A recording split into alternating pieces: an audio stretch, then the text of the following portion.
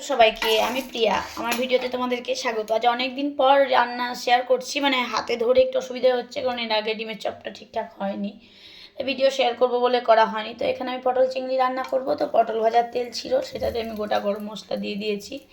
এর মধ্যে বাটা মশলা দেবো এক এক, এখানে সমস্ত কিছু আমি একসাথে পেস্ট করে নিয়েছি, সেটাই এখানে ব্যবহার করব। তো এর মধ্যে আমি নুন, হলুদ আর লঙ্কার গুঁড়ো ব্যবহার করব, তাছাড়া আর কিছুই না। তা দিয়ে এটাকে ভালোভাবে কষাবো।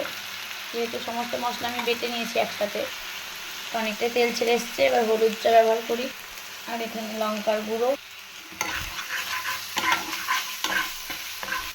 আমি এখানে অল্প পরিমাণ জল দেবো, দিয়ে আরও কিছুক্ষণ কষাবো। আর গ্যাসের ফ্লেমটা বাড়িয়ে দিয়েছি, কমানো ছিল। তো আমি যেহেতু আলুগুলো ভাজতে ভুলে গেছি, তো সেই কারণে এর মধ্যে আলুটাকে দিয়ে কষাবো। তো এর মধ্যে আলুগুলোকে এক এক করে দিয়ে দেবো। আর আলুগুলো আমি এরকম আলু পোস্তের মতো করে কেটেছি, একটু মোটা সাইজের।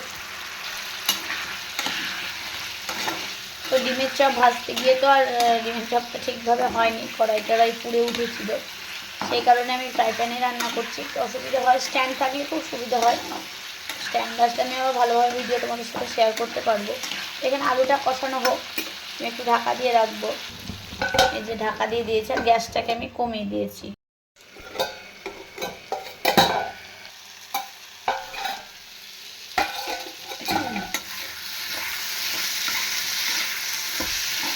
আলু আমার ভালোভাবে কষিয়ে এসছে। এবার এর মধ্যে পটলটাকে দিয়ে একটু জল দিয়ে আরও কিছুক্ষণ কষাবো। একদম মশলা দেখতে পাচ্ছে যে ফ্রাই প্যান থেকে ছেড়ে এসছে।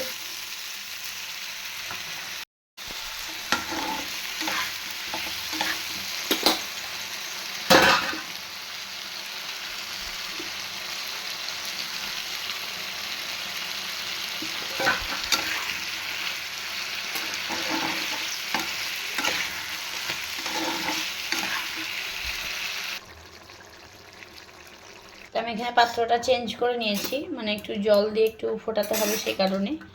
তো আমি এর মধ্যে বা চিংড়ি মাছগুলোকে দিয়ে লো ফ্লেমে দিয়ে ঢাকা দিয়ে রাখবো। তো নিজের মতন হবে।